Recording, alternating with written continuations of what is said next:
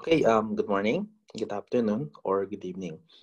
So, dadako naman tayo sa next na lecture. So far, we have discussed yung anong meron sa universe, di ba? Yung mga modeling universe, and last nating lecture is na-discuss natin kung paano natin nalaman na ang universe pala is mas malaki pa dun sa inaakala natin. Di ba? Yung mga napansin nyo ba? Doon sa model ng mga early Greeks, up until ka na Tycho Brahe, Copernicus, Kepler are parang ang picture nila is maliit lang, solar system lang, with the inclusion of the region of fixed stars.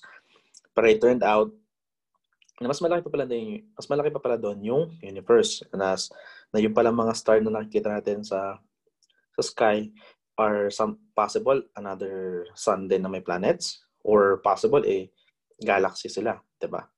So, ngayon, diniscuss din natin kung paano na-develop yung universe. So, pinakita natin from singularity, ano yung mga development stages, hanggang sa mabuo na itong mga kung ano man yung currently na observable na universe na alam natin. Ngayon, dadako tayo naman sa standard model. So, standard model is parang, ano lang siya, siya naman yung theory na na nagde-describe sa fundamental nature naman ng universe. So we have yung nabanggit natin before, we have fundamental forces and fundamental particles. So let's begin. So let's begin by studying yung composition ng universe.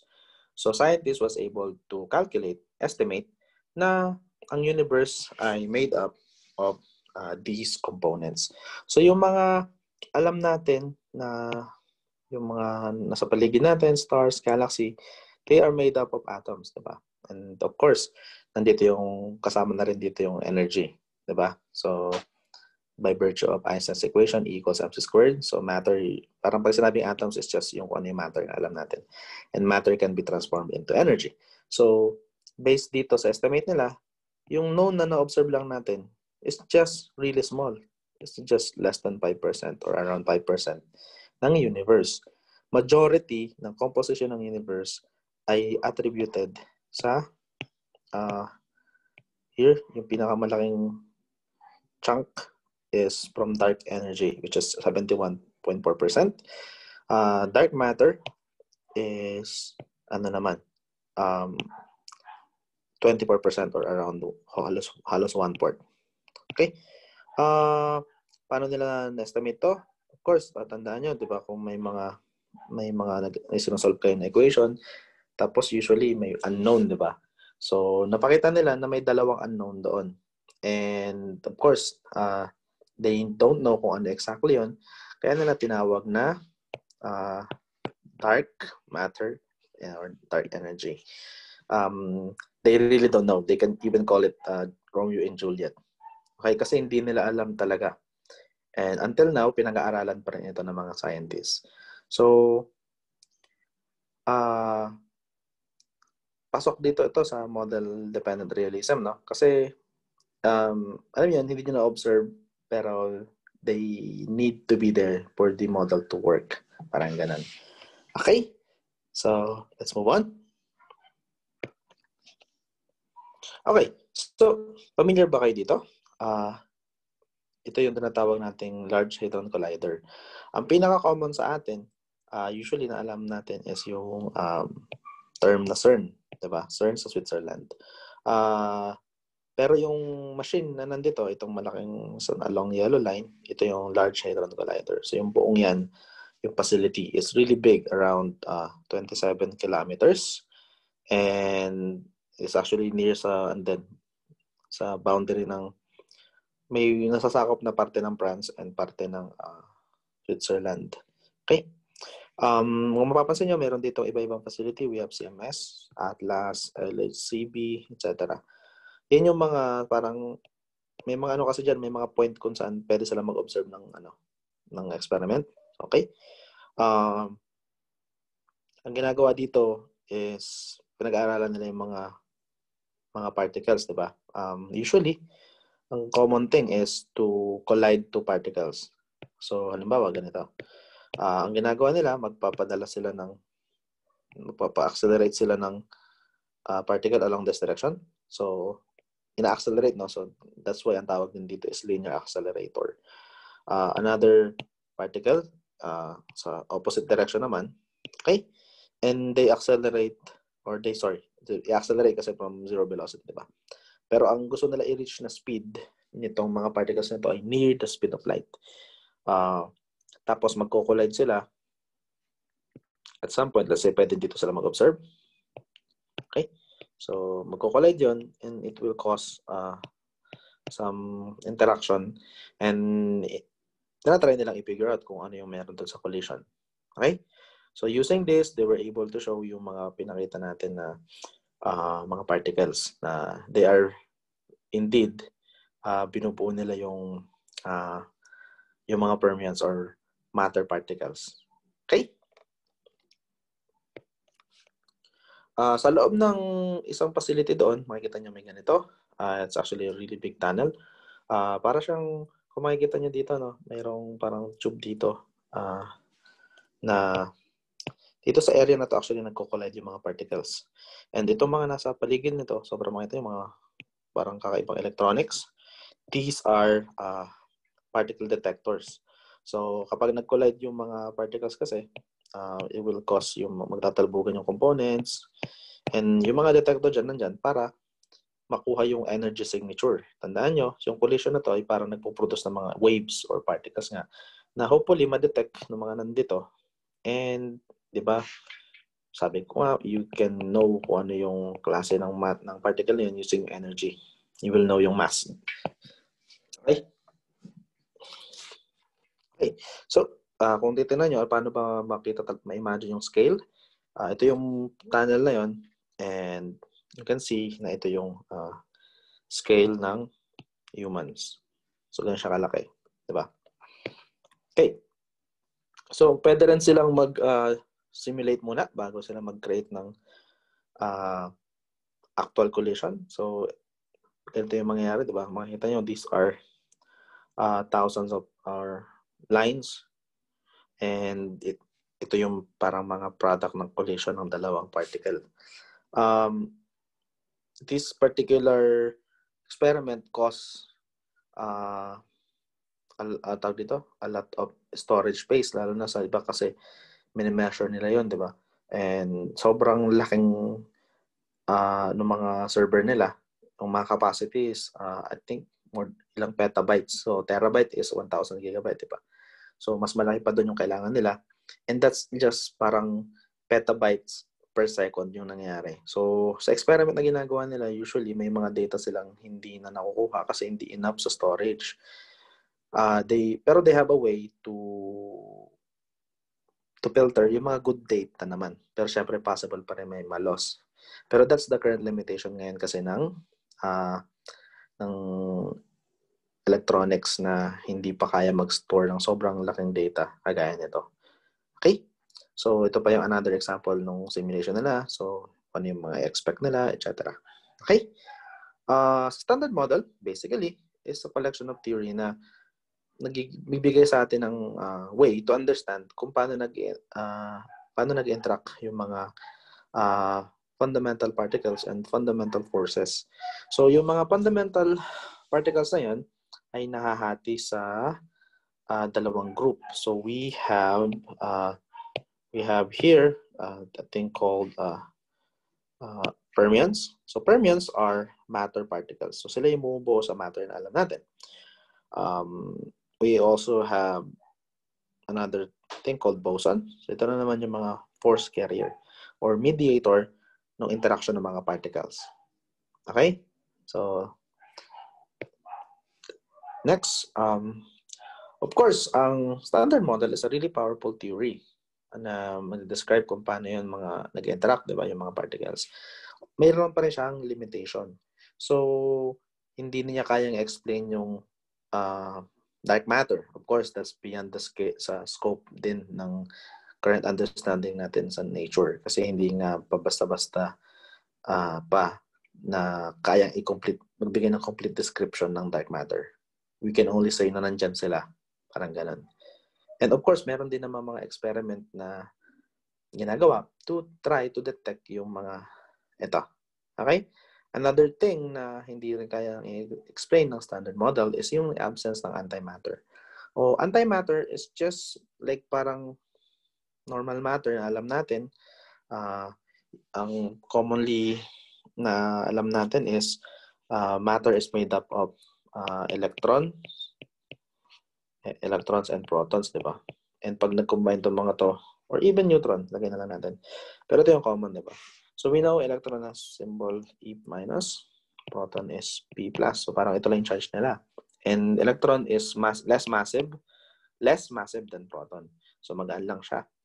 Paano malalaman kung may antimatter? Antimatter is the same, similar sa electron. Oops, sorry. Pero iba yung charge niya. So tinatawag siyang positron. So positron is actually from positive electron. Okay? So positron. So ang positron symbol niya is same lang pero plus. Okay? Yan. Proton naman, meron siyang antiparticle called antiproton. You can even call positron as anti-electron. It's the same. Tawag dito. So symbol niya ng proton ay P+, ang antiproton is P-. So ang antimatter is anything na bubuo nito mga to. And the special thing about matter and antimatter, kapag nag-interact sila, it will cause an annihilation. So kung familiar kayo sa movie na Angels and Demons, di ba may pinakita doon na sa CERN din sila nag-collect ng antimatter and sinususpend lang nila sa using magnetic field, no? Kasi hindi pwedeng mag-interact ang normal matter with the antimatter kasi depende sa amount, it could be disastrous. Pwede magkaroon ng sobrang lakas na explosion. Okay? So yan lang yung sa description ng antimatter. So, standard model, yung binigay ko introduction before, is ito lang ito lang parte na ito. We have the fermions, okay? And fermions is made up of two groups. We have quarks and leptons. Okay? Itong mga to are heavier than leptons. Yun lang yung tandaan nyo. I will not give yung exact value. Siyempre, mahirap tandaan yan. Pero para lang siya periodic table. So, ang mass nila, halimbawa, ang up quark, down quark ay mas mabigat kaysa electron. And ang electron, mas mabigat sa electron neutrino.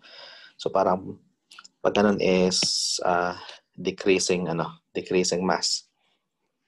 Okay?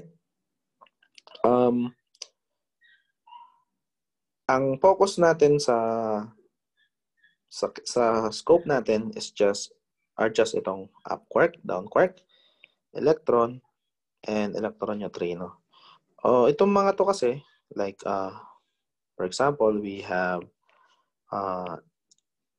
charm-strange, top-bottom na quarks. These are just mga particles na naka-observe doon sa, halimbawa, nag-collide sila ng dalawang proton and neutron, or iba pang, buong atom na siguro pinag-collide nila. These are product ng collision. So, hindi muna natin i-discuss kung ano ba yung, hindi na natin i-discuss kung ano ba yung, paano mangyayari pag nagsama yung charm-strange, etc. Ganon din sa mga mu1, tau, and yung katumbas nilang neutrino. Okay? So, limit lang muna natin dun sa mga particles na yan. And, ito yung hindi ko pa nadagdag. So, pero before, I introduce yung concept ng fundamental forces. So, bosons, as described, are force carrier or sila yung nag-mediate. As you can see, we have four dito sa column na to. We have gluon. Okay? We have gluon, photon, and WC boson. W and C boson. So, itong mga to are related sa fundamental forces na alam natin. So, we have several, di ba? We have yung apat. Tandaan nyo, we have gravity, electromagnetic force. We also have dalawang nuclear force. So yan yung strong and weak nuclear force.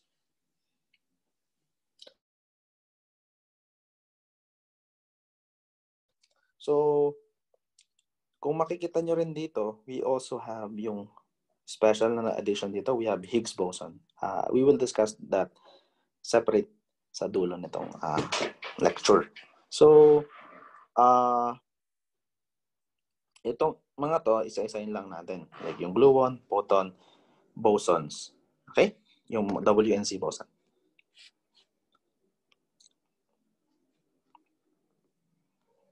Okay, so ang fermions, ang general characteristic nila is actually, so in layman's term, they cannot occupy the same space at the same time.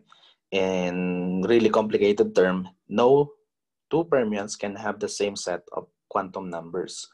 So, di ba parang kung alin pipiliin yung definition, mas gusto niyo yung mauna, di ba?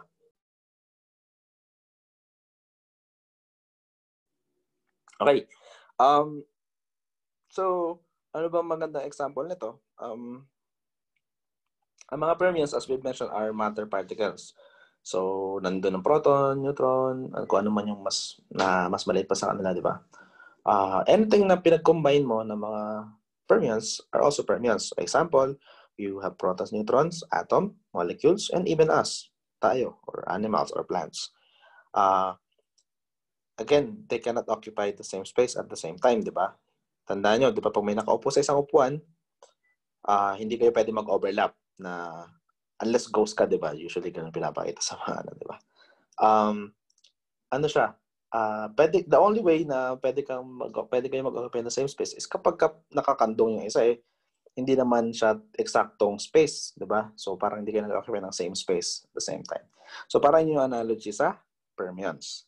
Okay? Ang mga bosons naman, on the contrary, they have no problem occupying the same space at the same time. So they can be described by the same set of quantum numbers. Anong ibig sabihin nito? Pwede sila mag-overlap. Okay? Example niya is gluon, photon, WZ, and Higgs boson. Ang pinaka-close na pwede natin gamitin example ay yung photon kasi we are all familiar with light. For example, if you use two flashlight and try mong ipag-converge yung beam ng light ng dalawang source mo, you can never see yung parang mga diffraction. Wala kang makikita na parang nagsisignify na nagkakaroon ng banggaan ng mga photons, di ba? So photons are bosons and they can occupy the same space at the same time. Okay? Liwanag? So let's move on. Ito, wag kayong matakot dito. This is just the mathematical mathematical na symbol for bosons and fermions.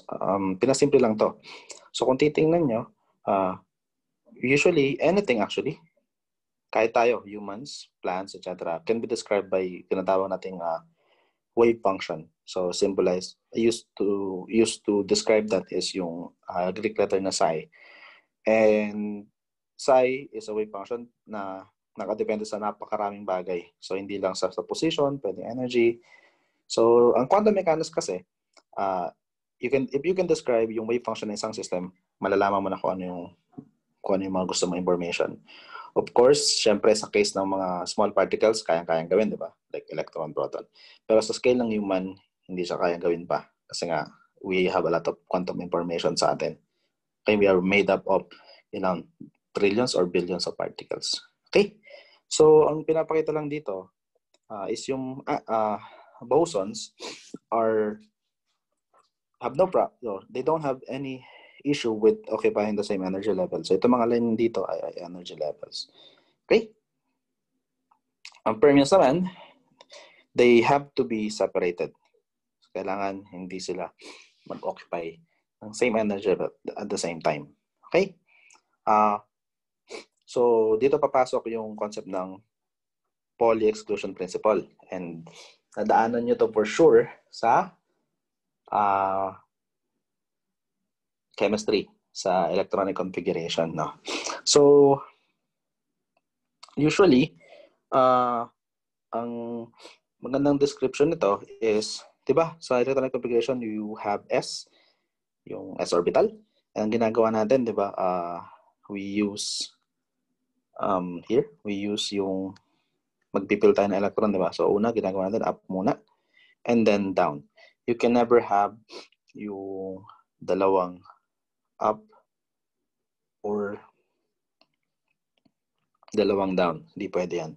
So, kailangan kapag may isa ng up or isa ng down, kailangan ba ibang spin ng isa. Okay? Ito lang yung simple explanation for that. So, the only way they can occupy the same space at the same time is if yung isa is mag-iba ng quantum number. In this case, ang nagkaiba lang sila ng quantum number is yung spin quantum number. Okay? So, that's for the benefit of mga gusto mag-aral ng physics. So, for our case, in general case, you only need to know is hindi sila pwede mag-occupy the same space at the same time. Okay? So, yun lang. Okay, tuloy lang natin. So, as we know, kung makikita niyo dun sa table ng standard model, hindi kasama ang protons and neutrons. Pero yung electron nandun, di ba? That means na ang electron itself is a fundamental particle. Paano mo malalaman kung fundamental particle lang isang particle o hindi? Kapag pwede pa siyang hatiin sa mas smaller part, hindi siya fundamental particle. Okay? So, using yung theoretical calculation and experimental evidences, napakita nila na ang proton at neutrons ay nahahati pa pala sa mas maliit pang particles. In this case, protons and neutrons are made up of quarks, specifically up and down quarks. So, makikita nyo rito, ang proton is just made up of two up quarks and one down quark. So, up, down. Okay? On the other hand, ang neutron naman is made up of one up quark and two down quarks. So, up, down, down. So, ang ginagawa ko para madali, sinasabi ko sa mga estudyante para madaling tandaan is pag neutron is up, dharma, down. Okay? Pag proton is up, dharma. Okay? So, medyo madaling tandaan. Okay? So, ganyan yun. And kung mapapansin nyo, mayroong parang spring, di ba? So, parang ano siya? Ano yung nag-hold sa mga quarks na ito together. So, di-discuss natin yan. So, dyan papasok ang concept ng gluon. So, gluon is just from the word glue. So, ginugulo niya yung mga quarks together to form another particle. In this case ay mga protons and neutrons. So, kung makikita nyo, di ba ang mga protons and neutrons ay nasa nucleus? And nabanggit natin, we have two forces on nuclear forces, diba? We have strong and weak. So dito pala makikita nyo agad na ang gluon is siya yung force na carrier ng or siya yung nagme-mediate sa strong nuclear force. Okay? So mapapansin nyo rin na ang gusto ng mga quarks magsama-sama. So quarks don't really want to be alone. So tao sila maging forever alone. And you can never find a single quark sa universe. Lagi sila magkakasama unless siyempre gumamit ka ng linear accelerator at pinag-collide mo yung dalawang mga particles. So matatanggal yung mga component. Pero in natural occurrence, magkakasama sila in the form of protons and neutrons. Okay? Next. So, yung W and C bosons, huwag niyo masyadong pansinin yung kakaibang diagram dito. Ano lang siya, bigyan natin ng konting example. So, ang W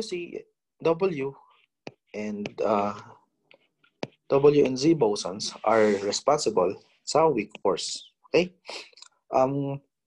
Example niya, halimbawa, pinag-collide mo yung down quark and up quark, or nabangga ng down quark yung up quark, so tatalsik sa dito, it will release an energy. So parang, di ba, wave to and also particle then at the same time by virtue of wave-particle duality, di ba? So magre-release siya ng tinatawag ng W boson. And that particular interaction will also produce yung electron and electron neutrino. So neutrino ang ginagamit na symbol doon is nu. So para siyang V. So the Greek letter nu. And yun lang yung ano niya, description. So parang ano to, may kanya parang transmutation. So tinatransform mo yung isang particle to another and it will cause to create yung different particles then. So kaya related ang W and C boson sa weak force, meaning ang common thing dito is yung kung pamilya ka sa alpha decay or beta decay. So yung nababago yung type of particle and nagpo-produce siya ng radiation in the form of light. Okay? So ganun din, halimbawa nag-annihilate. So, di ba, nabanggit ko yung antimatter. Nag-annihilate ang electron and positron. It will produce a Z boson and magre-release siya ng dalawang neutrino. Okay? Pero hindi nyo naman kailangan tandaan ko itong mga specific na to. Basta tandaan nyo, ang WC boson ay related sa weak force. So, yan lang. Okay. So, ngayon, nabanggit na natin ang gluon, nabanggit na natin ang WNC boson. Another boson is photon. Ito yung pinaka-common sa atin. Ito yung pinaka-madaling makarelate kasi photon ay particle ng light. And for us, visible light is pinaka-common experience natin. And although, huwag niyong kakalimutan na ang pag sinabing light is not hindi lang siya yung yung visible spectra or spectrum. Kasama na din dito yung X-ray, gamma ray, cosmic rays, and even yung mga bukod naman dun sa mga yon, we even have yung infrared, radio waves, microwave, etc. So, yun yung mga invisible, di ba? So, kasi limited lang yung parang range na pwede natin ma-observe gamit yung ating mata, di ba? So, tandaan nyo, photons are just massless particles. So, di ba parang weird naman may particle na walang mass, pero they exist.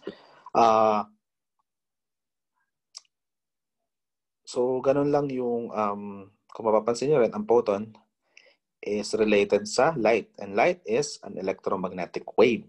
So, dun pa lang sa description na yan, alam na agad natin na ang light ang force carrier ng electromagnetic force. Okay? So, dun siya related. Okay. Let's move on. So, ito yung pinaka general picture nitong dinascuss natin. So, here we have the matter particles, leptons and quarks. And here, we have yung mga force carriers and forces. So, meron tayong 4 na fundamental forces, di ba? We have strong electromagnetic, gravitational, and weak force. As we have discussed, nabanggit ko itong gluon na siya ang carrier ng strong force. Photon, carrier ng electromagnetic force. Weak force, W and Z bosons are carrier naman ng weak force. May isa pang force na hindi tayo na-discuss. That is gravitational force. Diba? 4 yun. So far, may mga nag-theorize na what if meron ding particle ang gravity? Which is weird kung isipin yan, diba? Pero syempre, theoretically, they were able to show na possible ito. Pero hanggang ngayon, hindi pa rin siya na-observe. So, kaya wala kayong makikita dun sa standard model na picture na nakalagay yung graviton. The only way na pwede maidagdag yung graviton is kapag theoretically predicted and experimentally observed. Diba ganun din yung ginagawa sa periodic table? Kailangan bago mailagay yung isang element doon, kailangan theoretically possible siya. And, of course, makikita mo siya in nature. Diba? Kung mapapansin nyo rin sa periodic table, mayroon doong mga, yung dulo na, yung mga 100 plus na, iba yung kulay, no? Tapos nakanote doon is unstable. Meaning, they are man-made. Hindi sila naturally occurring elements. Okay? So, similar din yung ginagawa nila sa standard model table na kailangan ma-predict mo muna and kailangan mapakita mo or ma-observe siya experimentally bago siya mapasama sa model. Okay? Okay, so maniwala naman, no? So, next.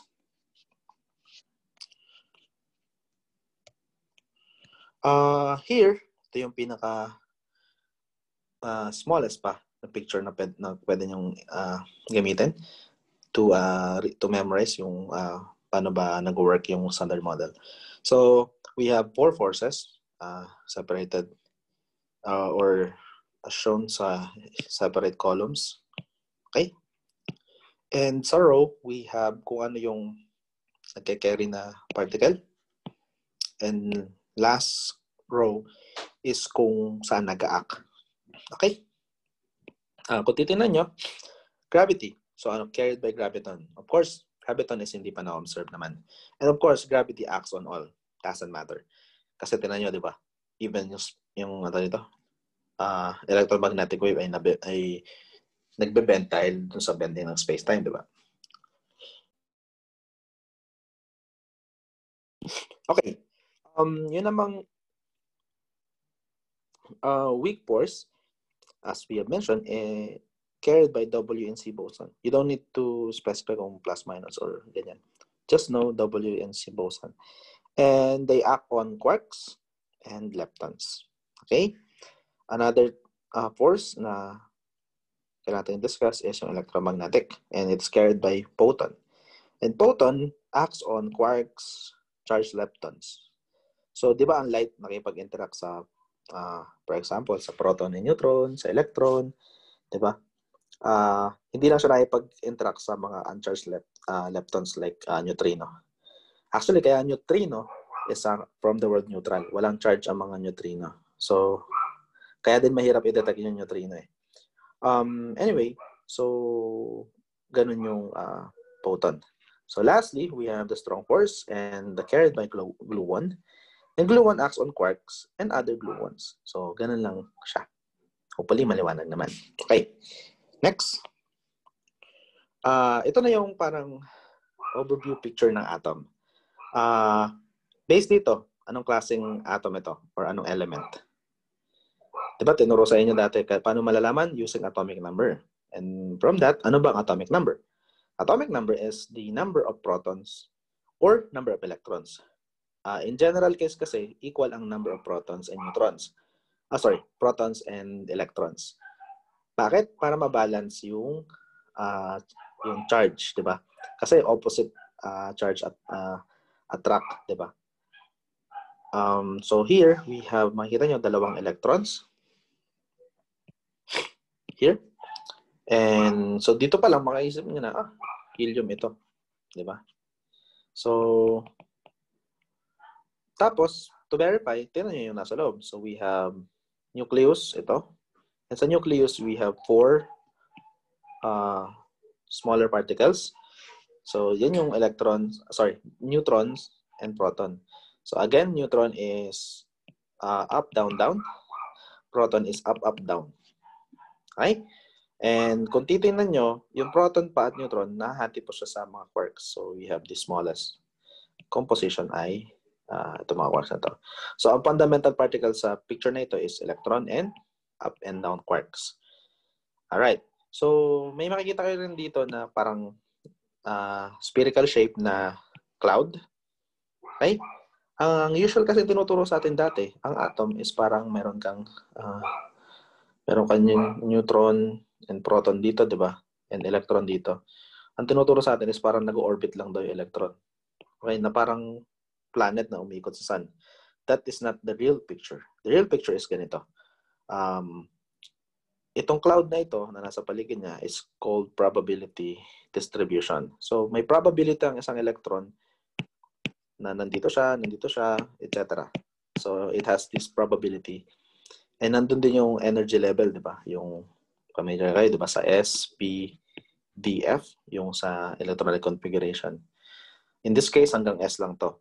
Okay? Kasi dalawa lang, di ba? Dalawa lang yung, di ba, ang electronic configuration ng helium is 1s2. Okay? So, kaya rin actually pabilog ito. It's called, yung S doon sa electronic configuration is another, pinasimple lang na term, spherical. So, spherical yung shape kung saan possible mapunta yung electron in this particular atom. Okay? Hindi ko na i-discuss iba, pero kayo nang bahala kung interesado kayo doon. Okay. So, di ba? Tinuturo sa chemistry, usually kapag nawalan ka ng electron, may iba yung net charge mo. Okay? And of course, at this point, sobrang hirap ng situation natin. You can be any of these people. You can either be a proton, electron, or neutron. So, pili na lang kayo kung saan kayo kasali. Alright? But it's okay to be negative. I understand yung mga struggle na sobrang ang hirap and confusing na mga nangyayari. Again, let's help each other out to best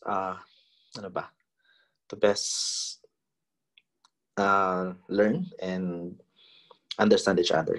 Okay? So, kapag may mga interaction ng particle, tandaan nyo, same charge repel, opposite charge attract. So, ganyan lang siya. Okay? Ngayon, again, nabanggit ko kanina, I will discuss this separately. So, we have Higgs boson.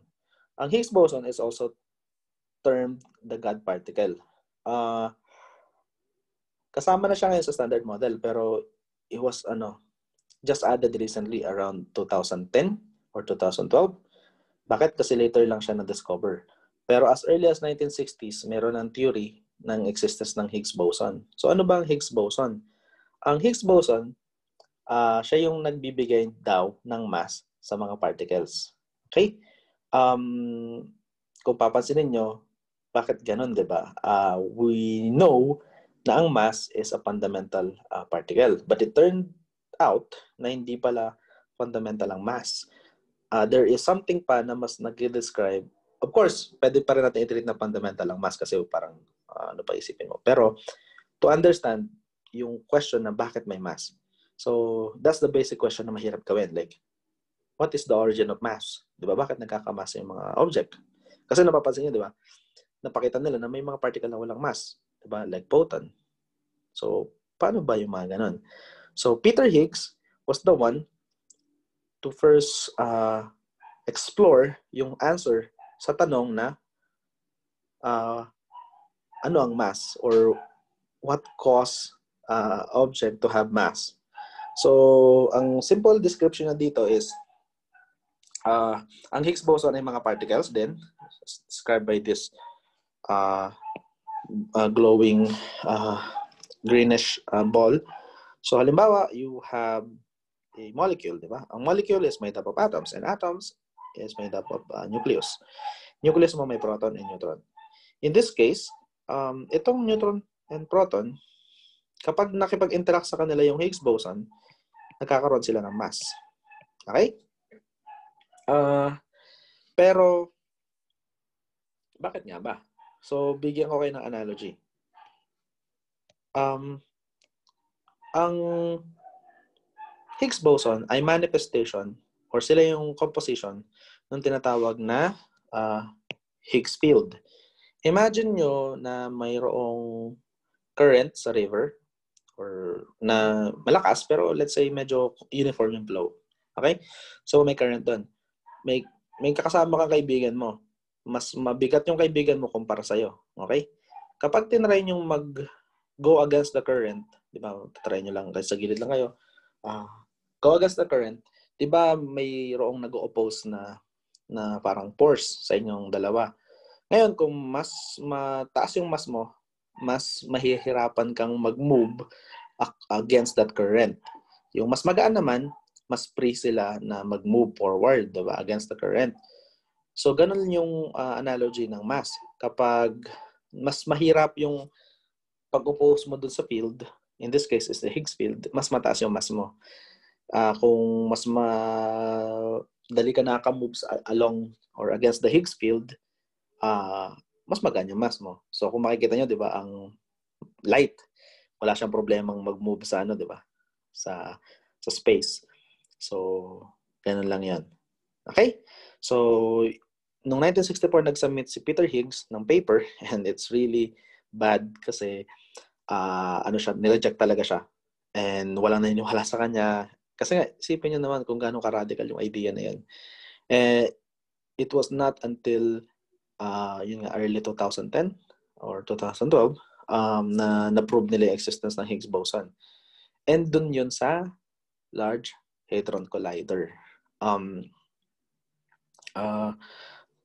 Tingnan nyo, di ba? 1960s to, so kailan lang naman na-build yung Large Hadron Collider. And ang silver lining dito is buti na lang buhay pa si Peter Higgs. And he was given the Nobel Prize, a Nobel Prize in Physics. So, di ba? Buti na lang at ano pa rin, na-redeem yung ano niya, yung idea niya. And na-prove talaga na tama. Okay? So, ganyan yung Higgs boson. So, tinawag siyang God particle.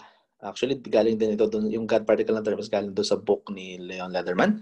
If you remember yung kwento ng, yung discuss ko before, yung Visitors from Twilo. Wala naman talaga siyang kinalaman sa tinatawag na parang God. Parang ano lang siya. Siya kasi yung mag-explain ng, mas makakapagbigay pa siya ng explanation pa kung bakit may ano meron sa universe. Parang ganun.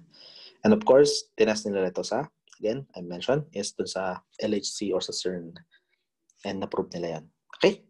So, paano ba yun? Again, binaskas ko rin na, di ba, ang kaya lang nila i-measure yung energy signature. So, by using reverse engineering, so in this case, kung ito yung cross-section view nung chamber kung saan nag-collide yung mga particles, they can only detect yung mga energy signature. Diba? So in this case, we have proton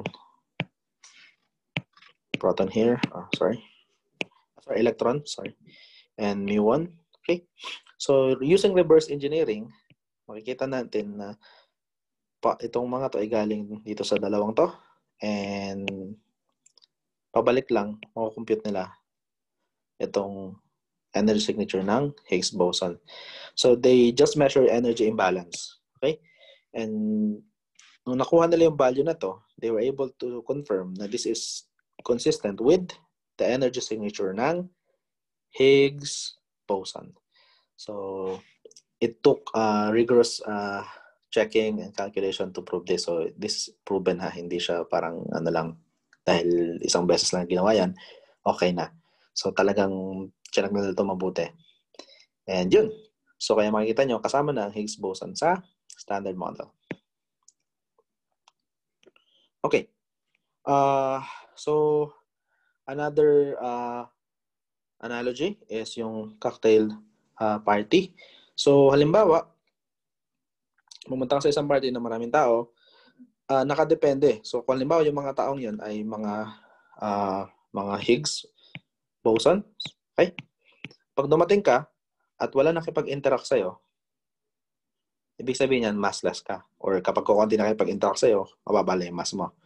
Ngayon, kung popular kid ka, usually maraming may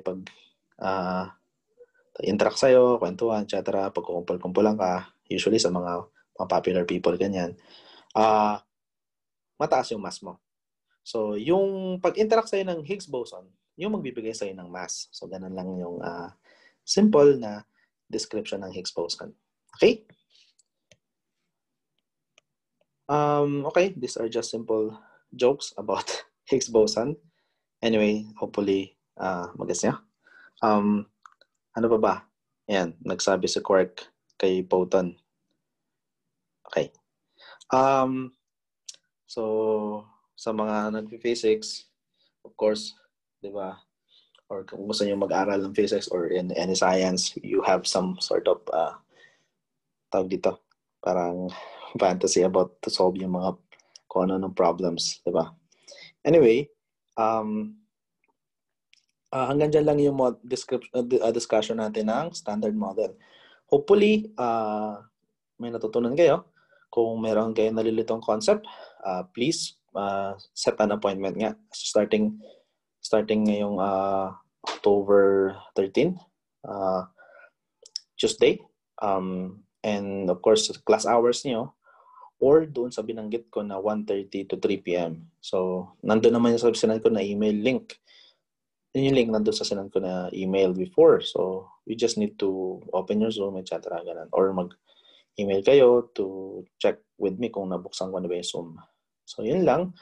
Again, ingat kayo. Hopefully, tawag dito, you're still okay.